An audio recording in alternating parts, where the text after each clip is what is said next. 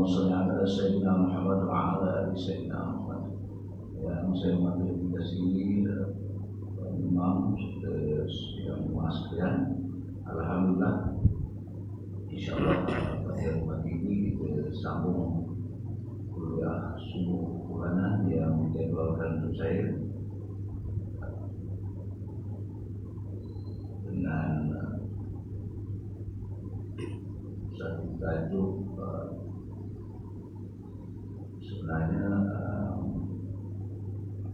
lebih kepada perbandingan kita nak lihat kehidupan seekor elang sebenarnya. InsyaAllah mudah-mudahan ada ibrah, ada iktibar untuk kita. InsyaAllah. Dan memang pun kita digalakkan berfikir selagi dalam batas yang dibenarkan oleh syariat. Dan lebih kalau kita lihat banyak perkara dalam kehidupan kita, tapi kita tak fikir tentangnya dan tak ambil ibrah. Di antaranya adalah tentang seekor elang. Sebenarnya ada banyak perkara yang menarik tentang kehidupan seekor elang yang boleh kita pinjam untuk kita urus kehidupan kita. Dalam kajian yang dibuat oleh pakar unggas ataupun pakar burung, setakat inilah burung elang ini didapati spesies unggas yang paling lama hidup. Kalau ada kajian baru besok kita kena sebut burung yang baru itulah. Tapi setakat ini burung elang. Burung elang didapati secara umumnya insyaAllah boleh hidup sehingga berumur 70 tahun. Kita pun tak pasti ya bagaimana berapa tahun dapat hidup. Tapi burung elang ni 70 tahun. Cuma bila dia berumur 40 tahun, dia akan diuji umur 40 tahun. Ada 3 ujian besar yang akan dialami oleh burung elang. Pertama, dia punya bulu rambut dan bulu perpah dah terlalu tebal. Jadi dia nak terbang tinggi pun lambat, nak menjunam ke bawah pun lambat. Sedangkan sebelum tu dia kalau katalah dia sedang hover di atas permukaan air.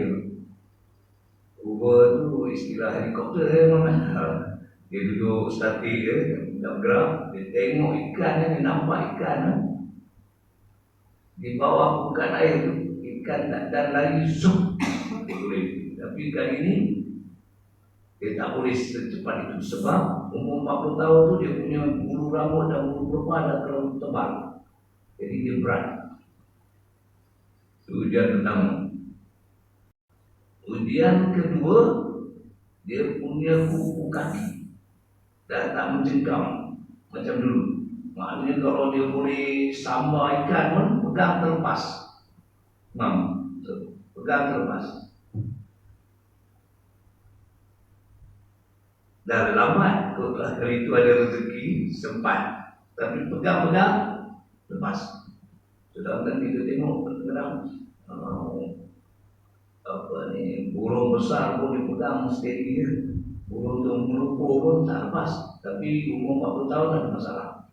Dan kemudian yang ketiga, dia punya paruh tu dah terlalu bengkok. Paruh dia dah terlalu bengkok.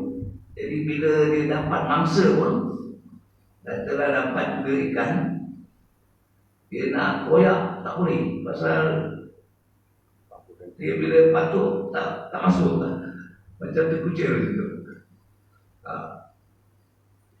Ujian ini beratlah sebenarnya. pasal showroomis tu dia.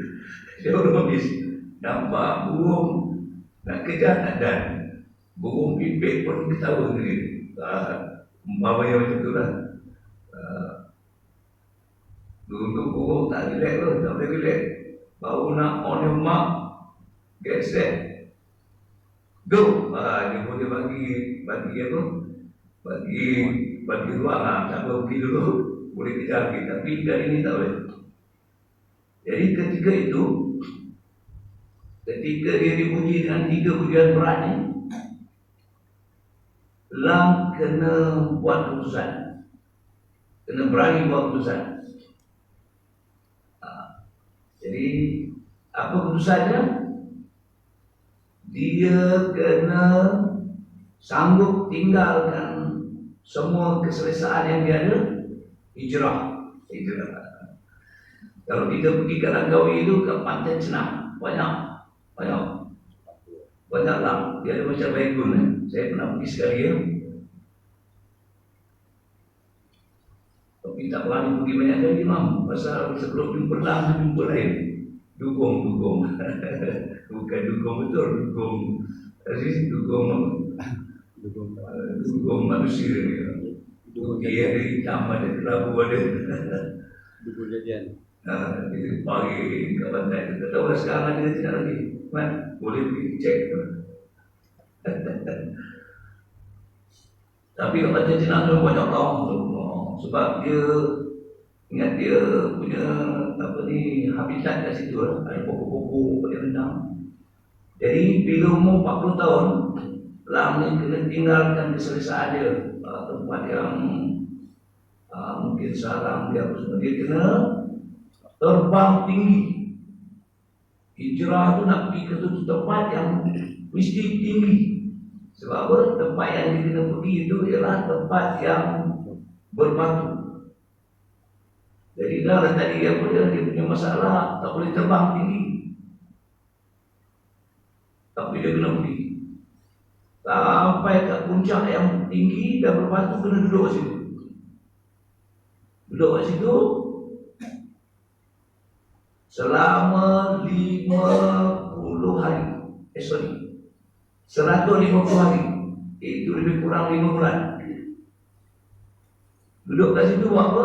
Bukan duduk saja, bukan duduk tenung mengenangkan nasib, kan? Lepas tu harap sesuatu apa keajaiban berlaku, tak. Dia kena buat sesuatu. Iaitu pertama, dia kena tanggalkan paruh dia. Jadi apa dia buat? Ada doktor gigi. Nah, kita kalau gigi kita dah masalah, kita cucuk, cabut, kan? Dia kena buat macam ni. Dia kena patuk paruh dia tu dekat tempat yang keras. Itu sebab dia kena naik atas tu. Mengapa tak pergi kat bawah ada batu, banyak gangguan. Sebab ini kerja berat dia. Nanti kalau orang tengok nanti seolah-olah macam tu lah. Apa kau buat? Jadi naik atas tu orang tak nampak. Seolah-olah kau buat pun tak nampak. Patuk. Sudah pasti sakit lah. Sakit. Tapi dia akan teruskan itu. Berdarah. Sebelum tanggal tu sakit berdarah. Tapi dia akan batuk. Akhirnya tanggal. Bila tanggal, dia kena sabar tunggu paru-paru tumbuh. Maka masa dia tu, dan bila paru-paru tumbuh keras, dia guna pula paru-paru tu untuk patuk kuku kaki dia. Kuku kaki dia tu kena buang. Pasal dan tua, dia tak boleh mencengkam dengan baik. Patuk lagi. Sakit. Berdarah, sakit berdarah. Akhirnya tanggal kuku kaki. Dan tunggu pula kuku kaki tu yang baru tumbuh. Okey, dah ada 2 yang baru. Kemudian dia guna pula paruh baru dan kuku baru tu cabut bulu-bulu yang dah lama. Okey, lah buatnya. Dan akhirnya kena tunggu bulu rambut dan bulu pelepah baru tumbuh. Dan jumlahnya mengambil masa lebih kurang 5 bulan, 150 hari. Dan kita ingat masa dia duduk atas 5 bulan tu, kalau komando masuk hutan pun ada supply lah. Ini tak ada supply. Dia hanya mengharapkan hujan yang turun bertanggung minum. Kalau ada serangga mati dalam pelopak tu, ikan ada lah, hampir mustahil lah. Tapi tak mustahil di sisi Allah. Pun ada ikan mana kawan dia terbang dan apa. Duduk di atas tu tanpa perlindungan. Tak ada apa, tak ada pokok yang minum ni dia. Panas kena panas, hujan kena hujan. Tak ada makan, tak ada minum. Tapi still kerja kena buat. Dan akhirnya insyaAllah biasanya mereka berjaya. Dia ada apa? Paruh baru. Dia ada apa? Kuku kaki baru. Dia ada bulu rambut dan bulu perpa baru. Akhirnya cukup 5 bulan tu dia terbang semula kereta. Ukur masa tu berdesuk-desuk lah. Tak tahulah berapa kerajaan dia. Dan insyaAllah dia ada kehidupan baru selama 30 tahun lagi. Tapi penuh makna dan nilai yang terbaik. Itu cerita lah. Kita kaitkan dengan kehidupan kita. Boleh Lam? Sekali? Okey, kita nak kaitkan cerita Lam ni dengan kita. Sebenarnya ada kena mengena. Kita ni sampai satu peringkat umur. Setiap peringkat umur tu ada ujian dia. Walaupun orang kata life begins at 40 years, tapi sebelum 40 tu ada masa kita lepas alam kanak-kanak nak masuk remaja tu ada ujian. Lepas tu di masa alam remaja nak masuk alam dewasa tu ada ujian. Dan masa alam dewasa nak masuk alam tua dan seterusnya tua bangka ni ada ujian. Macam saya 60 ni dah tua lah saudara. Tak lama lagi tua bangka kalau panjang umur. Harap-harap dah tua bangka tu steady lagi lah, tak menyusahkan orang. Kalau hidup lama ni, kalau masih boleh urus diri sendiri, alhamdulillah. Tapi kalau tu InsyaAllah mudah-mudahan kalau kita dah sampai berkah itu ada orang tolong kita, Allah hantar. Jadi pasti ada ujian. Dan kalau kita tak mahu ujian ni, sebenarnya tak boleh. Dia punya sunnatullah. Kita nak jadi lebih baik, lebih hebat, mesti kena uji. Dan sekarang kita diuji dengan apa? COVID-19. Itu datang pula influenza A, B. Sebenarnya kalau kita faham, itulah sunnatullah dia. Kalau dari segi kesihatan, bila kita diuji dengan kesakitan atau penyakit, bila kita pulih, antibody kita meningkat. Itu secara natural dia lah. Tapi sekarang kita dibantu dengan apa? Vaksin dan sebagainya. Sebenarnya dari segi kejadian atau penciptaan manusia itu, selepas dia diuji dengan penyakit, bila dia pulih, antibody akan jadi lebih baik. Itu sebab kalau budak-budak yang kena sesama biasa ni, doktor tak bagi makan ubat apa-apa sebab dia akan bina dia punya antibody. Mesti ada ujian. Dan kalau kita lihat tentang ujian ni, kita tak perlu takutlah sebab Allah ada janji, la yukallifullahu nafsan illa wus'aha. Maknanya kita akan diuji ikut kemampuan kita, kan ikut. Kan ikut. Kalau memang kita perlu diuji dengan anak ramai, Allah akan bagi anak ramai. Macam saya, Allah akan uji saya dengan anak ramai. Yakin tak rezeki itu daripada Allah? 11 anak. Saya tak pernah minta, Allah tak pernah angkat tangan minta 11, tak pernah. Tak pernah minta pun lelaki perempuan. Minta anak adalah Allah bagi lelaki, alhamdulillah. Allah bagi perempuan, alhamdulillah. Allah bagi 11, alhamdulillah. Ada orang Allah uji dia dengan tak ada anak. Tapi jangan lagi ya dengan hujan. Ni Allah uji kita duduk dekat apa? Kita orang imam menggeri kan. Kalau takdir kita kerja kat sini, apa tu kita buat pesan nak beli rumah kat sini, duduk sini. Bukan senang hidup dengan orang Melaka ni. Betul. Mereka awal lah. Dia punya apa dia kan. Kau kena kan. Tadi siapa dia orang Melaka walaupun kat sini. Terbaik tak? Tapi walaupun Allah dah janji la yukallifullahu nafsan illa wus'aha, bila ujian datang kita kena cari ilmu. Kita kena cari kemahiran yang kita perlu untuk berhadapan dengan ujian. Kalau tak cari ilmu, salah. Ujian itu tak akan jadi mudah.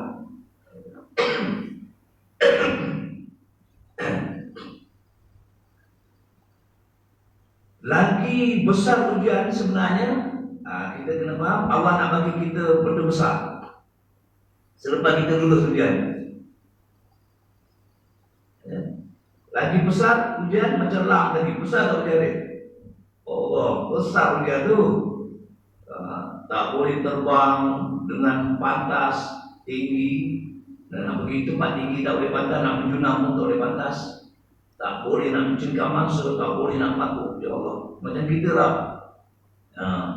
Kalau ibaratnya nak jalan tak boleh, nak berdiri tak boleh, nak pegang benda tak boleh, nak masuk makanan ke mulut tak boleh, nak kunyah tak boleh. Oh, tak ada. Tapi tengoklah, lepas dia berjaya menempuh dengan jayanya 3 ujian besar tu, dia ada kehidupan selama 30 tahun lebih bermakna dan bernilai. Gagah, mungkin lebih gagah daripada sebelum. Jadi jangan menguatlah bila diuji. Cuma kita kena tahu, ujian ni makin besar ni. Sebenarnya ujian makin besar. Sebab kita minta apa? Sentiasa tingkatkan keimanan kita, betul? Ada orang minta iman dia supaya makin turun. Alhamdulillah. Kita minta apa? Kesabaran kita makin meningkat. Kita minta apa? Kesyukuran kita makin meningkat. Kita minta keredaan kita kepada apa saja yang Allah takdirkan kepada kita makin meningkat. Bila kita minta makin hebat, ujian makin hebat, tuan. Kalau sabar macam budak kecil, ujian biasa-biasa lah. Tak dapat aiskrim, betul. Kemudian bila remaja, ujian makin besar. Suka kat budak perempuan tu, suka budak lelaki tu, tapi budak lelaki tu tak suka kita. Kan, tentu. Bila dah dewasa, ujian makin besar juga. Kan, kita nak kerja ni, kita nak sangat nak jadi apa. Mungkin nak jadi doktor, tapi dah belajar sampai ada medical degree. Doktor pula dah berlambak. Betul sekarang, ramai budak-budak ada degree in medik tapi dapat jadi doktor secara kontrak ya. Lepas tu berhenti. Kita nak sangat jadi pilot, dah belajar, dah habis 100,000 tu, lebih kurang nak jadi pilot. Lepas tu kapal terbang pun dah tak cukup lah untuk diterbang. Ujian besar kan. Bila kita dah meningkat berumur ni, duit dah kumpul banyak dah. Kita nak pergi Mekah ni, nak pergi haji. Kota pula. Ramai orang nak pergi haji. Duit dah cukup. Dulu masa remaja, dewasa, duit tak cukup lagi. Bila dah tua tu, umur 60 dah pencen, duit dah banyak lah. Dah cukup lah nak pergi haji. Kota pula. Pasal dulu masa saya bocek duit, terlupa daftar haji. Simpan dia kata haji tapi tak declare nak daftar. Saya ingatkan tuan-tuan, simpan kata haji tu declare, saya nak daftar haji ni. Dia kata, oh duit tak cukup ni, nak daftar haji sekurang-kurang 1,300. Berapa tak cukup? 100. Tambah lagi 100, cukup 1,300 daftar. Baru dia register untuk masuk kota. Tapi kalau hujan makin besar ni, kalau kita lepas hujan, orang dulu zaman 70-an, 80-an nak pergi haji, orang kampung saya kerja sebagai pemborong ikan dia. Tapi saya ingat saya pergi haji 7 kali ke 8 kali. Selang 2 tahun pergi haji, selang 2 tahun naik kapal. Sekarang kita diuji dengan kota, tapi kalau dapat pergi memang nikmat lah, nikmat. Tak serupa macam masa senam dulu. Senam pergi dulu orang nak heran pula. Tapi dulu mereka punya hujan pergi naik kapal laut, bukan naik kapal terbang. Kapal laut 3 bulan pergi, 3 bulan balik. Ada yang meninggal ke bumi dekat laut dia. Jadi tuan, hujan makin besar sebenarnya. Sebab kita nak pengakhiran kita, iman kita tu betul-betul mantap. Bukan iman apa macam apa budak orang masuk tadika. Orang kata hantu pun takut. Budak-budak tadika dah keluar tu ada hantu, terus tak keluar. Takkan kita dah umur macam ni, jangan keluar, jangan pergi surau tu, bagi-bagi ada hantu, tak terus tak keluar. Jadi dia patut iman makin naik, dan hujan makin besar. Boleh masih? Saya tak tahulah hujan kita masing-masing kan, masing-masing tahu lah hujan di mana, di uji ni, anak-anak pergi kahwin kan? Bila? Satu. Satu ni? 17. Tahun 17, saya dapatkan kali itu minggu lepas tu Haji Rosli tak dapat pergi, saya pergi Penang. Ada sepupu anak dia menikah, dulu saya uruskan, dia pergi dah selesai. Nak ujian lah. Esok dapat menantu ni, lelaki ke perempuan? Dah dapat anak perempuan lah. Anak perempuan. Betul lah. Sedih esok tu kan. Nikahkan ke atau wakil? Nikah sendiri lah. Kat mana? Masjid. Ada orang patut dia nikah kan. Sebab nak serahkan amanah tu. Lepas tu doa banyak-banyak. Sebab lepas tu kita nak dijaga anak kita dengan baik lah. Kalau dia tak jaga dengan baik, kita nak tegur pun ujian juga. Lepas tu mungkin kadang-kadang ada orang lepas kahwin, dia dah tak peduli lah sama awak dia. Dia dapat suami kan. Tapi kita doa yang baik-baik lah. Jangan sampai takut lah jangan kahwin. Kalau tak ingat mak dia tak boleh juga. Baik. So ingat kadang-kadang bila kita diuji itu kita akan berseorangan. Macam belang tadi. Diuji seorang tinggi duduk atas. Walaupun mungkin ada ramai banyak orang lagi ke bawah tu, tapi dia tak boleh buat apa. Dan kemuncak ujian kita ialah masa kita nak mati tu. Terliling mungkin ada doktor pakar tapi tak boleh buat apa. Mungkin ada orang yang kita sayang, tak boleh apa. Macam hari tu bapak saya nak meninggal, keliling tu ada anak cucu, tak boleh buat apa.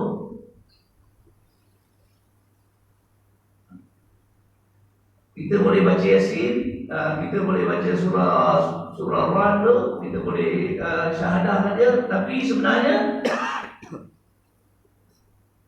semuanya balik kepada diri kita. Semuanya balik kepada diri kita. Jadi apa yang saya cuba sampaikan, memang ada ramai orang ketika kita, tapi bila kita diuji sebenarnya kita lah yang kena tanggung sendiri. Dan kemuncaknya paling menakutkan ujian yang ni semua kecil ni. Ujian paling besar masa kita nak ghar-ghara. Dan persiapannya dari sekarang, tuan-tuan. Bina kekuatan dalaman. Jangan berharap orang keliling kita. Memang anak kita ramai boleh baca Quran, boleh baca Yasin apa semua, tapi semua tu tak ada makna apa-apa kalau kita tak bina kekuatan dalaman kita. Kekuatan dalaman tu adalah keimanan kita. Dari sekarang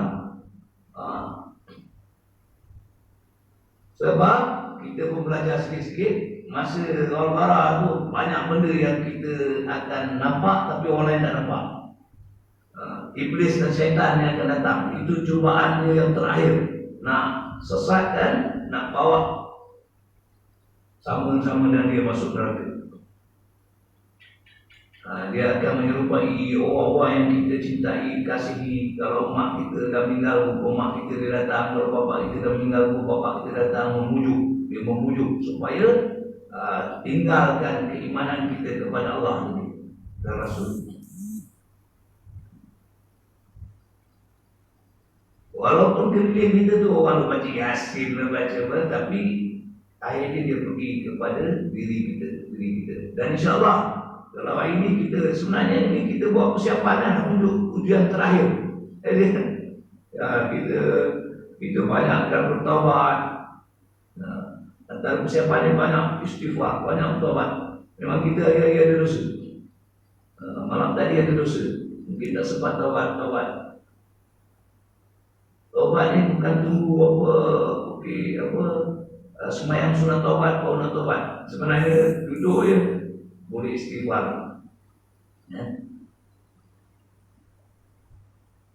Kemudian kalau saya boleh share sikit lah, taubat ni dia mandatory. Sebelum kita nak tingkatkan keimanan kita, mesti ada taubat, mesti dimulakan dengan taubat. Contohnya ni lah, kita nak tingkatkan keimanan kita, misalnya kita dirikan solat, kita baca Quran, kita puasa.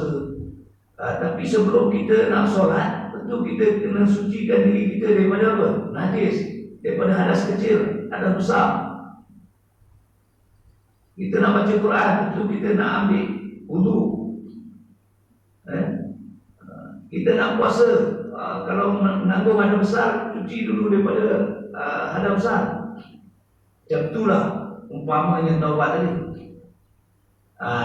Maknanya bersihkan dulu diri kita. Bersihkan dulu diri kita sebelum kita mengerjakan semua amalan-amalan takwa. Jadi itu sebab taubat ni jangan tinggal. Rasulullah pun istighfar. Ada riwayat kata 70 kali, ada riwayat kata 100 kali. Dan kita nak istighfar ni sebenarnya kalau boleh 70 kali, 100 kali, alhamdulillah. Tapi walaupun sekali, tapi kalau dengan penuh penyesalan pun sudah memadai. Tapi kalau 1000 kali pun tapi tak ada apa pun kita astagfirullah. Tapi dekat akal pun tak faham apa kita sebut, dekat hati pun tak rasa diri itu berdosa, tak adalah pengharapan minta diampunkan. Patut masa kita istighfar tu kita teringat dosa yang kita buat. Itu peranan akal, teringat. Kita masing-masing tahu dosa kita. Masa istighfar tu kita ingat dosa yang kita buat. Kemudian kita rasa ke hati, ya Allah, ampunkan aku. Menyesal sungguh, rasa ke hati. Tapi kalau istighfar, macam kita lepas sembahyang kan, sunnah tu Rasulullah suruh istighfar dia tadi. Apa yang kita fikir? Ya Allah, tadi sembahyang tak khusyuk. Kan? Daripada takbiratul ihram tu aku lost. Ya Allah, menyesal. Lepas tu minta, ya Allah, maafkan aku, terimalah solatku. Itu sebenarnya bukan sekadar dah jadi kebiasaan, astagfirullah. Tapi tak fikir pun kesilapan kita tu. Pasti ada silapnya. Ya? Macam saya tadi hampir tak sabar rakaat pertama. Saya baik Imam Buddha baca surah banyak. Saya nak pakai kereta tu, surah ni kan. Waduh fikir nak lari ke, nak cepat dengan fikir. Jangan kelam kabut. Sampai dah takbir, duk fikir. Dia kan kita dah nak baca doa kita ke terus baca Fatihah. Apa nak baca doa kita harus coba baca Fatihah. Baca Fatihah sempat apa? Alhamdulillahirabbil alamin. Imam Buddha dah rukuk. Nak baca Ar-Rahmanir-Rahim. Duduk kelam kabut. Buat apa baca? Kan masa sembahyang tu macam-macam. Kalau masuk kita kena buat keputusan. Kadang tersilap keputusan. Baca doa kita. Buat apa baca doa kita? Jadi kita istighfar, minta ampun, minta maaf. Ya kan? Jadi buat persiapan kan, sebab kita perlukan kekuatan dalaman. Macam Lang tadi dia tinggal seorang ya. Kekuatan dalaman yang dibina selama 40 tahun pula. Yang membuatkan dia bertahan. Tak ada makan, tak ada minum. Masa kita nak meninggalkan rezeki kita makan minum, oksigen dah hampir zero. Meninggal tu memang dah zero lah.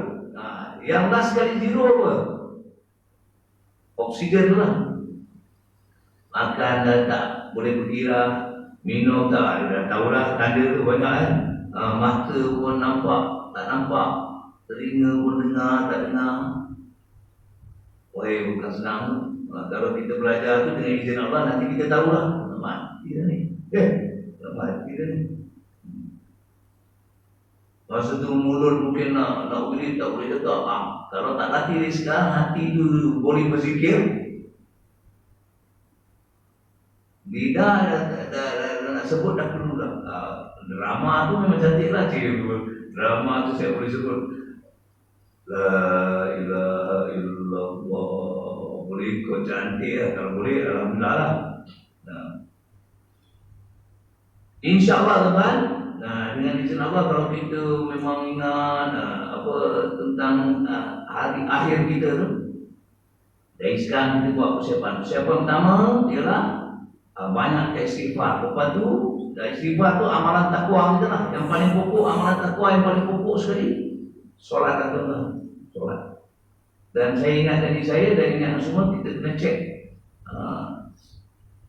Kena cek kita punya semua syarat sah.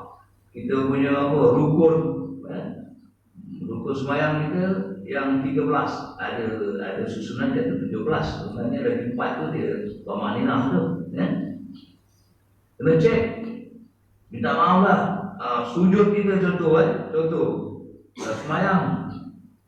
Dah sembahyang bertahun-tahun, rukun sujud tak pernah salah. Kat mana selalu tersalah? Kaki tu kan? Kaki tu. Dia Dia cecah je ni. Dia perut tu. Perut jari tu kena tu. Bukan ujung kuku tu. Kena ujung kuku dia besar. Ataupun lebih dahsyat terkapung lah. Kaki tu dah terkapung lah. Cepat sangat agaknya dia nak tinggalkan sujud.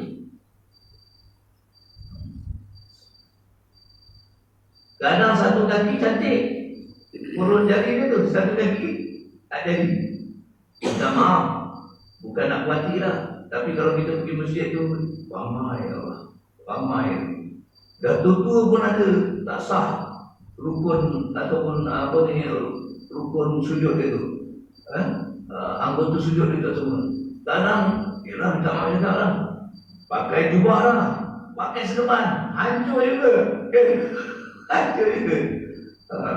Bukan nak berhati, tapi dah depan mata. Dah depan mata, Masya Allah. Cuba kita doa je lah. Selemah-lemah iman kita doa je lah. Ya Allah, kau berilah dia ruang dan peluang, ada orang boleh tegur ni. Kesian lah, tengok dah jubah, dah pakai sedepan, dah ada janggut, siap ridak lah tu. Siap ridak lah tu. Jadi tengok-tengok ya Allah. Mayang kalau tak tu tak diterima, habislah yang lain-lain.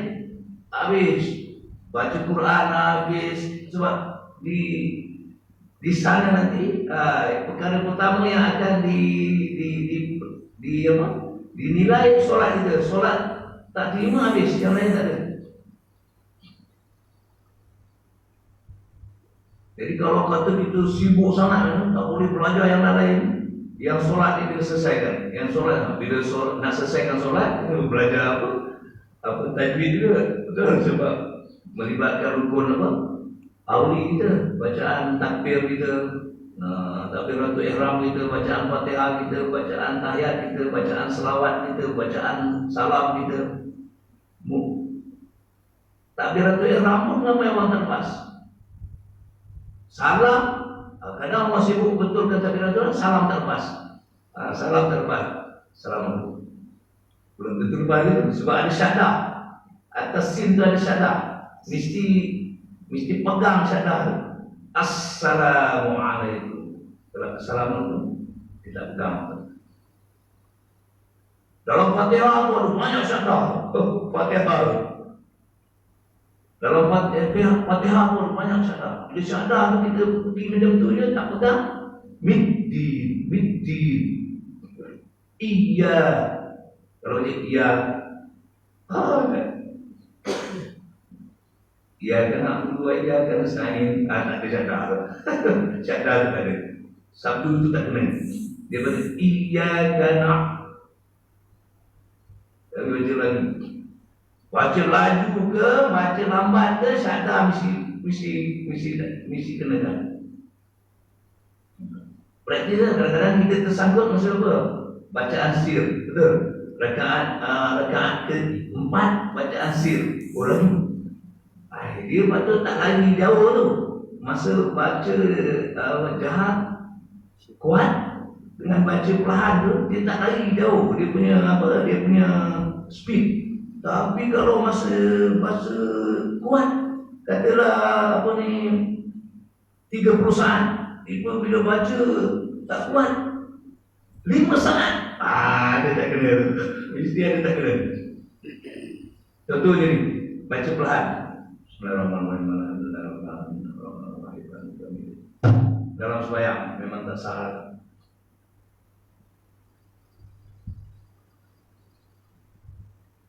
Berapa ramai orang kita tengok masa sembahyang sunat tu. Lagi betul. Katalah sembahyang sunat dia tak baca doa iftitah. Okey, dia terus baca Fatihah, dia tak baca surah. Pun tak selagi itu. Tak boleh selagi itu. Allahu Akbar. Rukuk dah. Berapa lagi baca? Kau baca ni. Bismillahirrahmanirrahim. Tak salah tu. Tapi tak boleh nak baca Fatihah ada gap lama. Tak sah juga. Bismillahirrahmanirrahim. Alhamdulillahi Rabbil Alamin. Tak sah. Sebab bacaan Fatihah dan sembahyang mesti berturut. Dia tidak boleh terputus. Paling lama pun macam ambil nafas biasa je. Ambil nafas macam dalam sukan tak boleh. Jadi tuan-tuan, kemaskan persiapan kita nak menepi saat akhir tu. Sebab kita lepas mati hidup lama. Macam Ram tadi lepas proses 150 lagi hidup berapa lama teman? 30 tahun. Tapi kita lepas dicabut roh kita tadi hidup berapa lama ni? Tak pastilah. Itu yang kita takut tu. Lam tadi lepas tu dapat 30 tahun. Tapi kita kalau kita betul cara ini, insyaAllah dengan izin Allah, masa meninggal tu husnul khatimah, hidup selama-lamanya dalam keadaan yang bahagia. Bila bahagia kita, masa kalau betul persiapan kita, insyaAllah dapat husnul khatimah, masa roh nak keluar tu pun dah bahagia dah. Roh nak keluar dah bahagia. Roh dah keluar, menunggu orang nak mandikan kita kapan pun kita dah tak sabar dah. Sebab masa roh keluar tadi Allah dah nampakkan syurga, tempat kita akan tinggal selama-lamanya. Seronok dah. Anak-anak menangis, isteri menangis, suami menangis, kita nampak lah. Roh kita nampak. Tapi kita tak sabar, cepat tahu cepat. Masuk orang usul jenazah kita pun kita seronok. Masuk dalam tu seronok. Bertahun-tahun menunggu kiamat pun seronok. Sebab taman syurga. Sampai bila? Never ending. Kalau kat dunia ni keseronokan berakhir. Makan sedap dia kat mana? Sedap. Katalah depan dia ada makanan yang paling sedap lah. Chef yang paling hebat masak. Kat mana sedap tu? Lidah dia. Itu pun lidahnya dia ada manis, masam, pahit apa kan. Bukan semua tempat sedap. Kalau kena tempat yang manis tu sedap lah. Kalau sampai Tempat yang pahit tu dia dapat kesan kepahitan yang melampau tu dah tak sedap. Sedap kat lidah. Yang sedap kat lidah tu, wah, bukan main orang Melaka kita, bukan main kita palau, betul lah. Oh, tak dapat. Malah kawan. Ya aku nak ke, takkan dah bagi aku. Sedap kat lidah tu.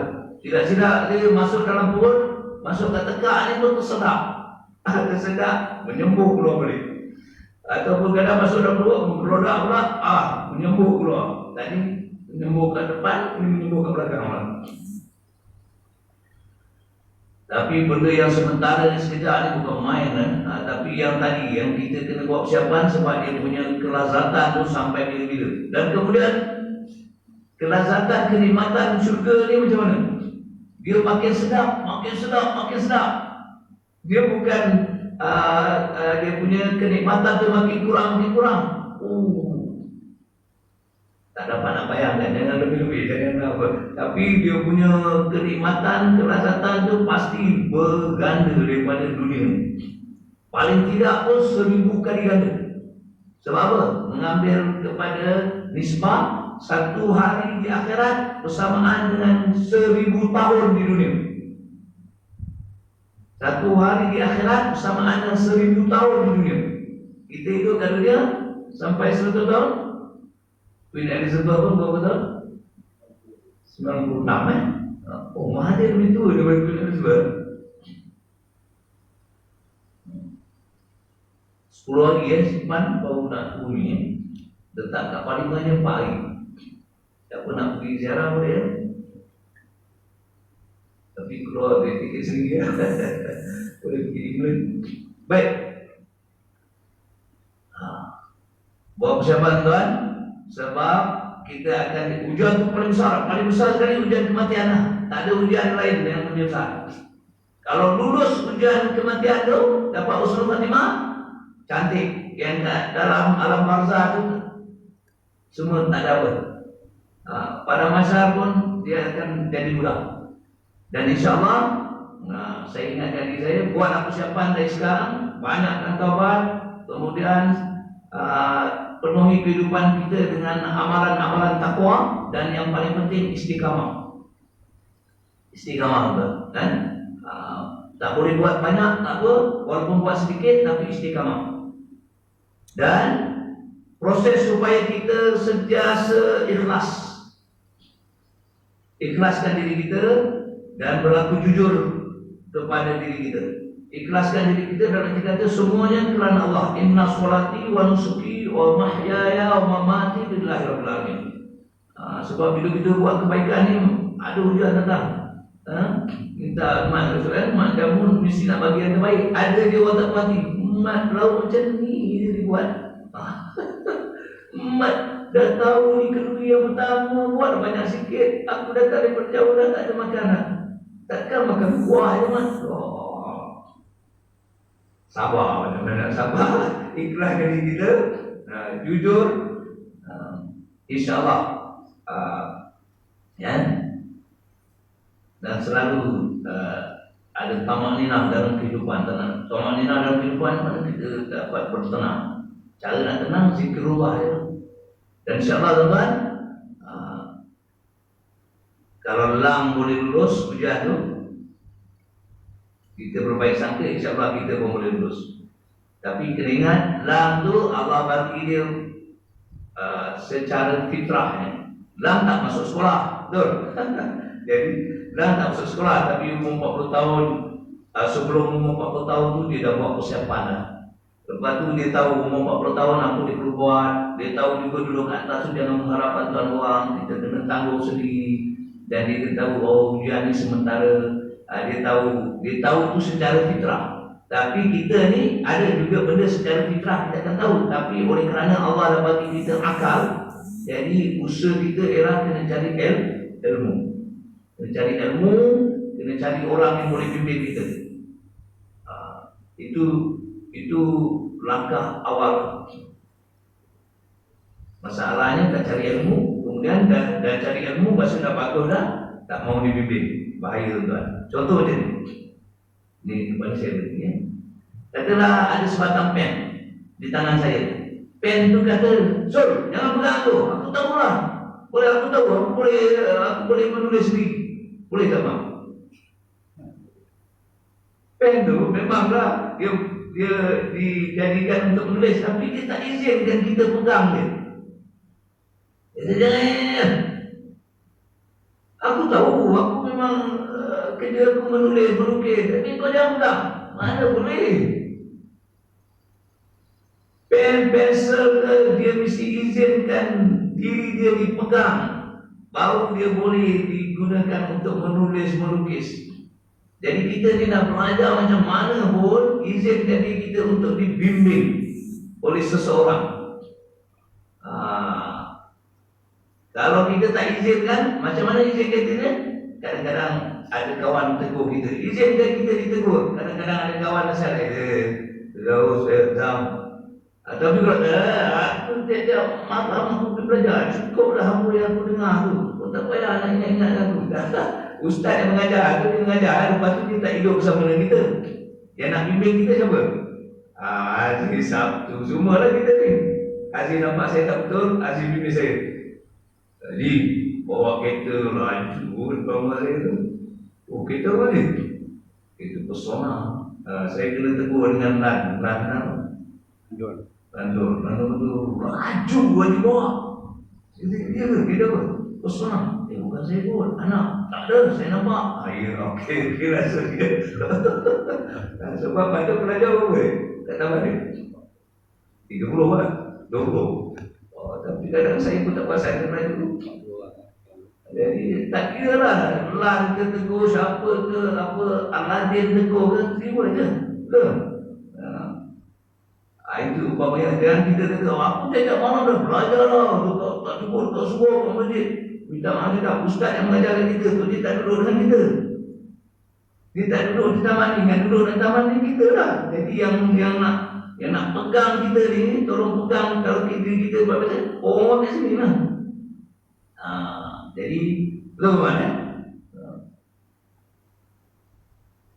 Dan insyaAllah kalau kita izinkan diri kita dengan ikhlas, kita izinkan diri kita untuk dibimbing, selamat itu.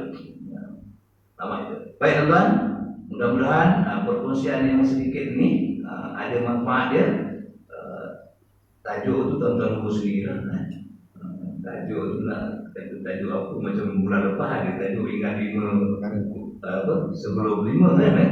Ini cerita lang kita kaitkan dengan persiapan kita, dan persiapan yang terbaik ialah tadi lah kita cakap tadi banyak taubat, banyak amalan takwa, istiqamah, ikhlaskan diri kita, jujur dan kita dapatkan tamanina dalam kehidupan kita. Ketenangan tamanina itu kan tenang, berhenti segala. Nah, dapatkan ketenangan itu hati mimpi ada zikrullah. Sekian, aku maaf. Assalamualaikum warahmatullahi wabarakatuh.